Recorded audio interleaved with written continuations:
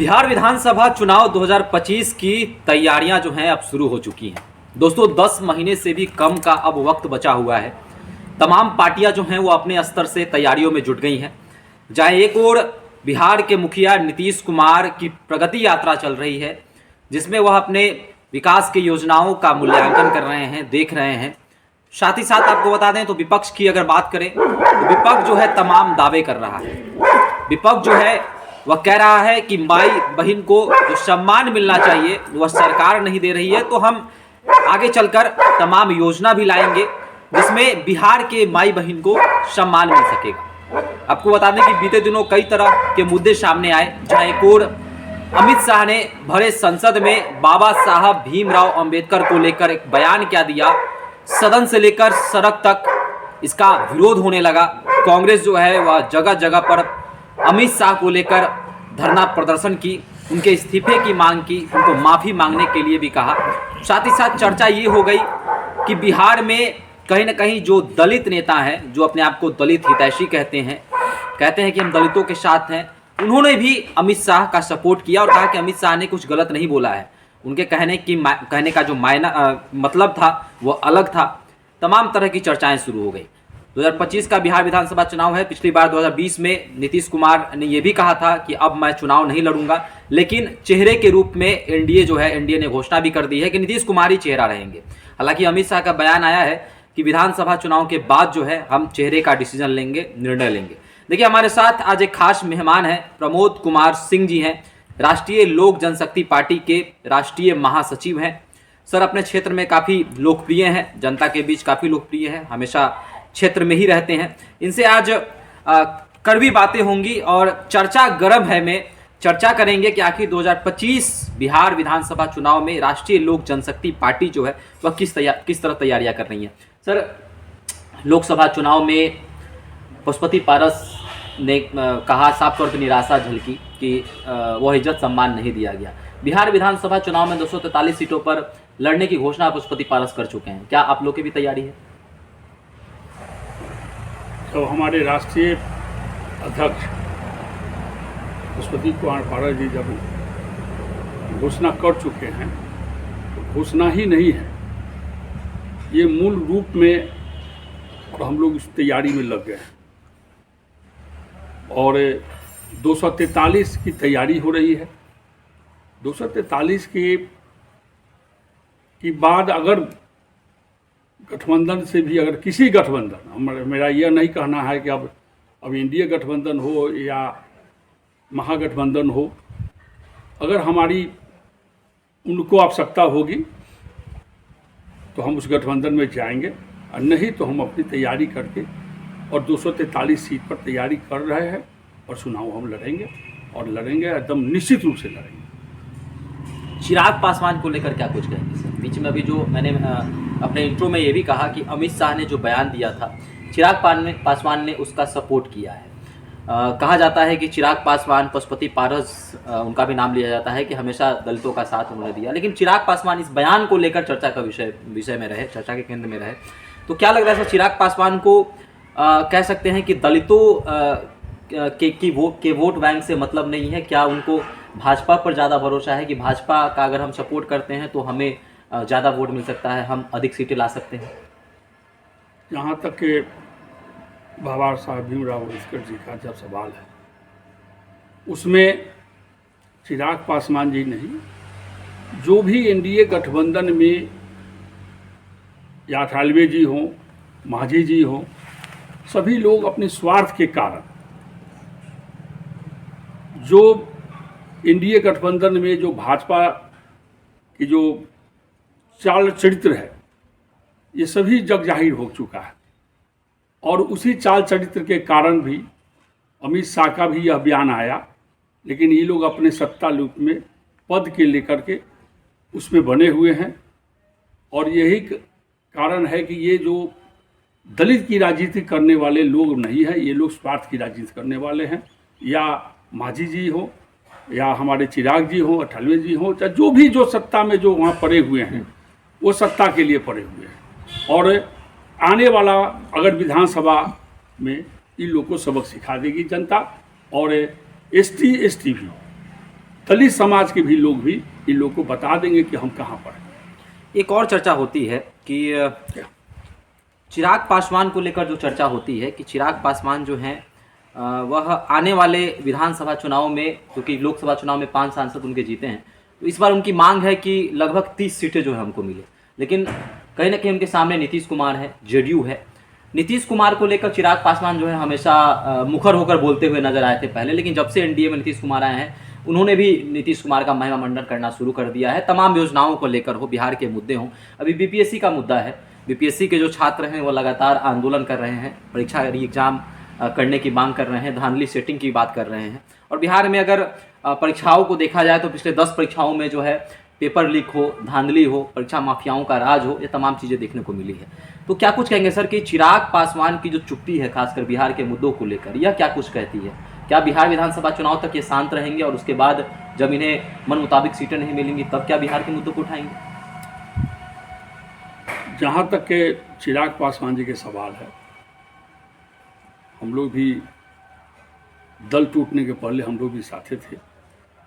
चिराग जी को बहुत मैं नज़दीकी से जानता हूँ, इसलिए कि हमारे माननीय और पूर्व भारत सरकार के मंत्री स्वर्गीय रामविलास पासवान जी की भी मैं सांसद प्रतिनिधि रहा हूँ, और आज से नहीं, मैं 77 से उनके साथ पार्टी जब से यहाँ मैं राजनीति में हूँ तो मैं उनके साथ ही रहा, और इसलिए बहुत नज़दीक से मैं चिराग पासवान को हूँ। वो चिराग पासवान जी क्या करेंगे, क्या सोच रहे हैं, क्या करेंगे, लेकिन इतना तय है कि अगर उनको सीट अगर मन मुताबिक नहीं मिलेगी तो इंडिया छोड़ भी सकते हैं, निश्चित रूप से छोड़ देंगे। क्या कि उनकी एक अभी ख्वाहिश बहुत बड़ी हो गई है कि हम बिहार के मुख्यमंत्री बने, और इसके कारण वो कुछ भी कर सकते हैं, कहीं भी जा सकते हैं, कहीं भी कर सकते हैं, और वो खुद निर्णय अपने लेते हैं। न उनका चाहे हमारे उनके जो प्रदेश के अध्यक्ष हों या कोई भी कमेटी, वो किसी से बात तो करते नहीं हैं। ये तो सभी लोग अपने अपने जो जीवन की राजनीति करना है तो किसी न किसी दल के साथ रहना है, लेकिन इनकी बात कहीं नहीं चलती नहीं है। चिराग पासवान जी का कहा नहीं जा सकता है वो क्या करेंगे। उनका कोई निर्णय देख लीजिए लोकसभा चुनाव में संजोग है कि हमारे यहाँ महनार विधानसभा के ही रविंदर सिंह बेचारे बहुत मेहनत किए, संजय सिंह बेचारे बहुत मेहनत किए, उसके बाद राजू तिवारी थे, शाहनवाज कैफी थे, बहुत ऐसे बहुत लोग थे जो कि वे लोकसभा चुनाव में लड़ने के लिए भी तैयार थे। ऐसी बात नहीं है कि चुनाव जो है सो वो नहीं लड़ सकते हैं, वो नहीं लड़ सकते हैं, कोई भी लड़ते। लेकिन क्या हुआ आप देख लीजिए, बीना जी को कैसे टिकट मिला है, ये तो मीडिया में भी आई, सारी बात आई। उसके बाद जहाँ जमुई की बात आई तो अपना बहनोई को दे दिए, खगड़िया की बात आई तो जो दल में नहीं थे, दल में तो थे नहीं, वो दल में फिर लाया गया, दल में से दल तो छोड़ चुके थे, उनको लाके दे दिए। तो इनका कोई चाल चरित्र का कुछ नहीं कहा जा सकता कि क्या करें। विधानसभा चुनाव होगा, ये सारे लोग हैं उनके साथ। जैसे जब वो यहाँ बैठ करके और जब टिकट की जब बिक्री जब शुरू होगी तो जितने भी लोग हैं आने वाले समय में सब लोग छोड़ देंगे। अभी तो छोड़ने की तैयारी सब लोग कर रहे हैं, सभी लोग ऐसे नहीं है कि सब लोग, तो हम लोग की बात होती रहती है, कहीं ना कहीं किसी न किसी रूप से भेंट होती रहती है, कोई लोग खुश नहीं है। सब लोग जानते हैं कि जो टिकट इनको मिलेगा, 30 को टिकट मिलेगा 30 बेचेंगे, 20 को मिलेगा 20 बेचेंगे। चिराग पासवान तो बिहार फर्स्ट, बिहारी फर्स्ट की बात करते हैं, लेकिन जब टिकट का समय आता है तो लोग तो ये भी चर्चा करते हैं कि जीजा फर्स्ट बहनोई फर्स्ट हो जाता है। नहीं, वो सही है, चिराग ये बोलते हैं, लेकिन उनके बोलिए कथन में अंतर है। वो क्या करेंगे आप देखेंगे उस समय। और मैं आज इस आपके चैनल से मैं याद रखिए, आज डेट ही याद रखिएगा कि मैं जो बोला हूँ, जब आएगा समय तो बाहर के लोग को बुला करके पैसा लेकर के बिना पैसा का वो टिकट किसी को देने वाले नहीं है। पशुपति कुमार पारस को लेकर चर्चा खूब होती है कि लोक जनशक्ति पार्टी रामविलास का साथ हमेशा उन्होंने दिया, हर मौके पर जो है वो अपने भाई के साथ रहे। लेकिन अभी 3-4 दिन पहले का एक इंटरव्यू मैंने देखा चिराग का, तेजस्वी यादव और पशुपति पारस की तस्वीर उनको दिखाई गई और बोला गया कि इन दोनों में कौन आपको सबसे बेहतर नेता लगते हैं, उनका कार्य किनका अच्छा लगता है, तो वह तेजस्वी यादव का नाम लेते हुए नजर आए। तो आखिर क्या कारण है, इसको किस प्रकार देखते हैं? और जब चचा से जब उनकी नहीं बन रही है तो आगे जब दो पिक्चर दिखाई है और दोनों उनके लिए सबसे ज़्यादा माने पशुपति पारस उनके लिए दुश्मन है, तो फिर सेकेंड दुश्मन को अपना माने कि भाई ये अच्छे हैं, लीडर अच्छे हैं। चिराग पासवान कई आरोप लगाते रहते हैं कि मुझसे ऑफिस छीन लिया गया, कार्यालय छीन लिया गया, मुझे जो है कह सकते हैं कि अकेला छोड़ दिया गया, जिस समय मुझे मुसीबत मेरे साथ थी उस समय मुझे अकेला छोड़ दिया गया। तो इन इल्ज़ाम जो लगाते हैं तमाम, इन इल्ज़ामों को किस प्रकार देखते हैं? क्या यह बेबुनियाद है? इसके लिए हम लोग को बहुत पीछे जाना पड़ेगा, बहुत पीछे जाना पड़ेगा। याद कीजिए जब 2014 में लोकसभा के चुनाव हुए तो चिराग जी जमुई में से चुनाव जीते, हम सभी लोग वहाँ थे, नहीं थे हम लोग सब लोग, और उसका चुनाव की जो तैयारी जो कर रहे थे वो पशुपति पारस ही कर रहे थे। और जब से उस परिवार से हम लोग जुड़े हैं, दल तो बनी 2000 में, परिवार से जुड़े हुए 77 से, दल बनी 2000 के बाद तो वो जिस समय हम लोग थे उस समय तो बच्चे थे चिराग। जब 14 में जब लोकसभा सदस्य जीत गए तो उनकी एक अलग से हुआ कि भाई नौजवान थे ही, कुछ लोग नए लोग, जितने भी लोग आप देख लीजिएगा कि जितने भी लोग उनके हैं वो उनके साथ पुराने लोग नहीं बिल्कुल, सभी नए लोग हैं।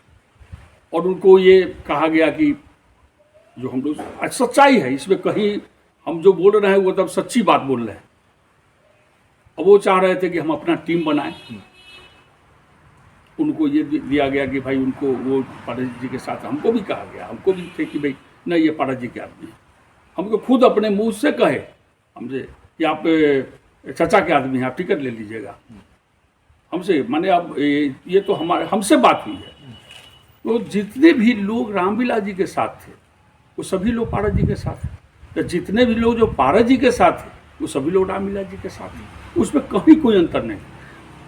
दिल्ली जाते थे तो रामविलास जी, और नहीं तो फिर पटना रहना है तो फिर पारस जी के अलावा कहाँ जाते थे। जिला यहाँ पर मीटिंग होती है, पटना में मीटिंग होती थी, कार्यालय था, तो जितने भी लोग जाते उसमें चिराग जी के साथ जाने का कहाँ कोई सवाल। लोग चिराग जी ने एक ऐसा माहौल बनाया कि नहीं हम नए लोग को देंगे, अपने लोग को देंगे। सबसे पहला काम उन्होंने किया कि प्रदेश अध्यक्ष को हटाया, पारस जी को, वो भी स्वीकार कर लिए, वो भी ये भी ठीक है मान ली। यहाँ तक एक दो चीज़ ऐसी बात है जो हम और आप, कि जब वो गेट में घुसते थे कार्यालय में तो जो उनको गोद में खिलाए हुए हैं, जिसको वो कभी चचा कहते थे, अगर वो लोग अपना कुर्सी पर बैठे रह गए तो उनके ये इशारा होता था कि हमारे आने के बाद इस कुर्सी पर क्यों बैठे हुए हैं। और उस दिनों के बाद हम खुद देखे कि जब वो आते थे तो पशुपति को और पारस भी कुर्सी छोड़ देते थे। तो इस मैटर पर अब तो स्वर्गीय रामविलास जी नहीं रहे, मैं खुद मंत्रालय में उनसे बात किया कि सर ये अच्छी स्थिति नहीं बन रही है, तो उन्होंने कहा कि हम समझाएंगे, पर मुझे आपको मुझे समझाएंगे। लेकिन वो कहीं ना कहीं से वो भी अपना पुत्र मोह में रहे, भाई को उन्होंने मरने तक भी नहीं छोड़ा। यह बात नहीं है कि भाई को छोड़े, भाई को नहीं छोड़े, लेकिन पुत्र, माता और पुत्र दोनों आदमी का क्या हुआ कि भाई हम परिवार को तोड़ दें। लोकसभा के सदस्य संसदीय बोर्ड के जब अध्यक्ष थे, राष्ट्रीय अध्यक्ष बने, लोकसभा के अध्यक्ष लोग जब उनसे भेंट करने जाते थे उनको समय नहीं मिलता था। पार्टी ऐसे छोड़ देते। पशुपति पारस जी को क्या था, वो पार्टी कैसे तोड़ देते? जहाँ सूरजभान सिंह ऐसे लोग, बीना देवी, अरविंदा देवी हैं, तो ये सारे लोग एक कांग्रेस के पूर्व अध्यक्ष रह चुके महबूब अली कैसर जी थे, एक इनका भजिया कैसे तोड़ देते? तो तोड़ने के पीछे सभी लोग, और अगर तोड़े ये पांचों में से कोई भी आदमी उनके नहीं थे, नहीं तो इनको कहते न कि नहीं ऐसे ऐसे तोड़ने की प्रक्रिया चल रही। क्या कारण हुआ? कारण क्या था कि आपसे सभी लोग हट गए, रामविलास जी के जाने के बाद आपके साथ नहीं रहे। ये तो वो सोचे ना, उनको तो सोचना है कि हमसे क्या गलती हुई है। और जब पार्टी टूटी, तो पार्टी टूटने के बाद सही है कि सब लोग दो भाग में बट गए। ये कहते हैं कि हमको अकेला छोड़ दिया। कहाँ उनको अकेला छोड़ा गया? कभी उनको तो अकेला छोड़ा नहीं गया। वो खुद अकेले हो, खुद अपनी पार्टी बने। कहाँ कोशिश किया कि नहीं भाई हम अगर पार्टी बन गई है तो हमें साथ रहेंगे। इंजाम तो इसलिए लगाते हैं लोग, सही है कि जिस ढंग से वो इल्ज़ाम लगाए, पशुपति पारस जी उस समय मीडिया के सामने आके कुछ बोले नहीं, और स्वर्गीय रामविलास जी के पुत्र थे, जिस जाति से वो बिलोंग करते हैं, जिस जाति से वो आते हैं, और इस ढंग की बात उन्होंने अपनी व्यथा सुनाई। हर आदमी जो क्षेत्र की जनता है, क्षेत्र की जो उनकी जो समाज है, वो तो बहुत नज़दीक से यह बात नहीं जानती थी कि मामला क्या था। चचा जो तीन भाई थे और 77 के नहीं पहले से जब साथ आ रहे हैं, ऐसा कौन सा घटना घट गया कि 2 बरस में परिवार टूट गए? परिवार टूटने का तो कोई कारण होना चाहिए ना, क्या कारण? तो अच्छा, असल तो उनका जो ये हुआ कि हम सब कुछ है, सर्वे सर्वा, और जिसके कारण पशुपति कुमार पारस जी को नरवार लगा, कहा कि नहीं ये अच्छी बात नहीं है, और उन्हें पार्टी तोड़ने में सभी लोग का भूमिका तो सब लोग साथे दी। तो भाई उसमें अध्यक्ष क्यों बनता? पारस जी बनते, इसलिए उनको बनाया गया, सब लोग मिल के बनाए, और तब ही पार्टी चलाए। और जब पार्टी चलाने के बाद जब भाजपा भी उनको मंत्री पद दिया, उसमें जदयू का भी हाथ था। जिस दिन पार्टी टूटी उस समय हम दिल्ली में, हम भी साथ थे, और इनको मंत्रिमंडल में लाया गया। जब जब इनको लगा कि भाई हम ये करने लगे कि चचा हमको धोखा दिया, पीठ पे छुड़ा, हमारे जो भी चीज़ है सब तो डोमेन में पड़ा हुआ है, इसलिए उनका आरोप सब निराधार है। अगर बहुत नज़दीके से लोग जानेंगे तो सब निराधार है, सारी गलती उनकी अपनी है। आज भी क्यों नहीं प्रयास किए कि नहीं चचा हम सब लोग एक हो जाए? उनको भी तो प्रयास करना चाहिए। वो कहाँ प्रयास किए? वो भी चाह रहे हैं कि नहीं सब लोग अलग अलग रहें। और उसके बाद आप देख लीजिए कि उनका एक ही मुद्दा है कि भाई हम कार्यालय ले ले, कार्यालय भी छोड़ दिया, यही कार्यालय। इनको टिकट नहीं मिले, भाजपा इसमें बहुत बड़ी हम लोग के साथ, पार्टी के साथ बहुत बड़ी, उसको गद्दारी कहा जाए, उसको गद्दारी का काम किए। और 500 सीट जो इनका सीट था, 500 सीटें चिराग जी को दे दिए और इनको पैदल कर दिए। इनको आश्वासन भी देते रहे, लेकिन वो दम लगे हुए हैं कि भाई चचा को हम कुछ नहीं बनने देंगे, चचा के साथ कुछ नहीं देंगे। तो जो व्यक्ति पार्टी है और पुराने लोग इनके साथ हैं, आप पटना का मीटिंग देखिए, चाहे कहीं भी मीटिंग हो रही है, जितने भी वैशाली जिला में आप देख लीजिए, जितने भी पुराने लोग हैं सब इनके साथ है। और पार्टी अभी चलो गांव की ओर हम लोग स्टार्ट कर दिए हैं। खगड़िया में मीटिंग हुई है, बेगूसराय में मीटिंग हुई है, अभी अब 19 जनवरी को आपको हाजीपुर में, महुआ में मीटिंग होगी, और ऐसे ऐसे हर जिला में मीटिंग करके हम लोग अपनी तैयारी कर रहे हैं। और चिराग जी अपना जहाँ हैं वहाँ रहें,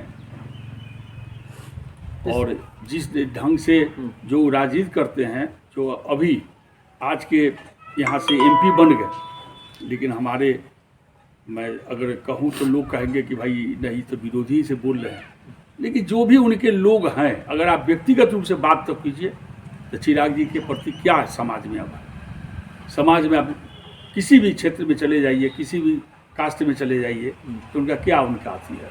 आज अगर चुनाव हो जाए तो मैं समझता हूँ कि वो बुरी तरह से चुनाव हार जाएंगे। सर, सवाल ये है कि पुराने लोगों का साथ छोड़कर जो अनुभवी लोग थे, जिन्होंने लोक जनशक्ति पार्टी एलजेपी को देखा है, पुराने समय से सींचा है, तो दूसरे पार्टियों का उंगली पकड़कर, मोदी जी का उंगली पकड़कर, नीतीश कुमार का उंगली पकड़कर चिराग पासवान कितने दिनों तक चल सकते हैं? क्या कहेंगे? आखिर जो राजनीतिक वारिस की जो चर्चा होती है, ये भी सवाल मेरा होगा, जो असल राजनीतिक वारिस की जो चर्चा होती है, पशुपति पारस हों, चिराग पासवान, दोनों को लेकर जो चर्चा होती है, तो असली राजनीतिक वारिस कौन है? और चिराग पासवान किसी का उंगली पकड़कर कितने दिनों तक चलेंगे? क्या भविष्य में इनको इसका जवाब मिल सकता है? भविष्य में क्या इसके परिणाम जो है उनको भुगतने पड़ सकते हैं? एकदम इनको भुगतना पड़ेगा। एकदम उनको, अगर इनका उंगली पकड़े चाहे उनका उंगली पकड़े, लेकिन इनको भुगतना पड़ेगा। एक समय ऐसा आएगा कि समाज उनको छोड़ देगा, निश्चित रूप से छोड़ देगा, इस पर कहीं कोई दुमत नहीं है। अब ये आज ये जो भी करे, जहाँ भी अपना करना है कर रहे हैं, ये उंगली पकड़े चलेंगे। देखिए धीरे धीरे हर गांव में, हर समाज में इनका और इनके जो व्यवहार है, आज भी बहुत लोग हैं, हाजीपुर से भी बहुत लोग जा रहे हैं, उन लोग से बात होती है, कहते हैं कि जाने के बाद टाइम नहीं मिल रहा है, समय नहीं मिल रहा है, तो इनका क्या स्थिति होगी? मतलब रामविलास पासवान के साथ जो एक जुड़ाव था वो तो खत्म हो रहा है। अब कहाँ कोई है, कहाँ कोई लोग अथी कर रहा है? इसलिए ऐसा नहीं है। वो ये कभी बेव आया, उनके रामविलास जी उस समय तुरंत उनका देहांत हुआ था, वो भी सेंटीमेंट था, जातीय सेंटीमेंट उभरा कि भाई नहीं, इसके साथ गद्दारी हुआ। अब गांव में मान लिया हम यहाँ बैठे हुए, हमारे गांव में उस समाज के लोग हैं, उनको क्या जानकारी है कि क्या हुआ? नहीं सही, पारस जी तो निपक्ष से सब दिन काम किए, लीडर तो कभी बने नहीं, वो तो कभी मंच पर गए नहीं, वो तो मंच पे इधर आना शुरू किए। तो उनका जो पार्टी का और रामविलास जी के, वो तो रामविलास जी आए तो माला लाना है, ये करना, व्यवस्थापक में रहे, कभी लीडर तो बनने का प्रयास उस समय कभी किए भी नहीं। किसी मंच पर भी गए, जब भी मंच पर गए, जब मीटिंग हुई बस पीछे आके खड़ा हो जाते थे। तो समाज के लोगों को लगा कि सही माने में चिराग के साथ धोखा हुआ है, लेकिन अब वो भी समाज अब धीरे धीरे इस बात को समझ रही है। एक समय आएगा कि ये कहीं भी पकड़ेंगे, किसी के साथ रहेंगे, किसी का उंगली पकड़ेंगे, वो उंगली छूट जाएगी। आपकी भी चर्चा खूब होती है क्षेत्र में, आने वाला बिहार विधानसभा चुनाव नज़दीक है, तो क्या आप भी चुनावी मैदान में उतर सकते हैं? लोगों के लिए, खासकर जो लोग चर्चा करते हैं कि आपको भी उतरना चाहिए आपके क्षेत्र से, तो क्या आने वाला समय जो है? देखिए, वो हम लोग समाजवादी विचारधारा के लोग रहे हैं। चुनाव लड़ना ही उद्देश्य मेरा नहीं है।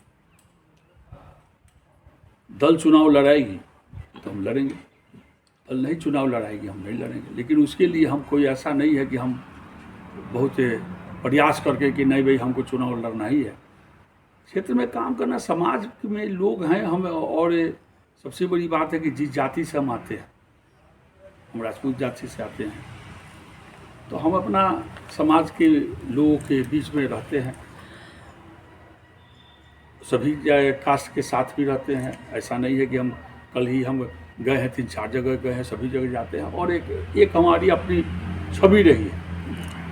तो इसमें चुनाव लड़ने नहीं लड़ने की बात नहीं। अगर आएगा, अगर मौका होगा, पार्टी चाहेगी कि नहीं प्रमोद जी चुनाव लड़ेंगे तो लड़ेंगे, नहीं चाहेंगे तो नहीं लड़ेंगे। लेकिन हमारा ये ऐसा नहीं कि हाँ हमको टिकट नहीं देंगे तो हम उस पार्टी से लड़ जाएंगे, उस पार्टी से जाकर लड़ जाएंगे, ऐसा नहीं है।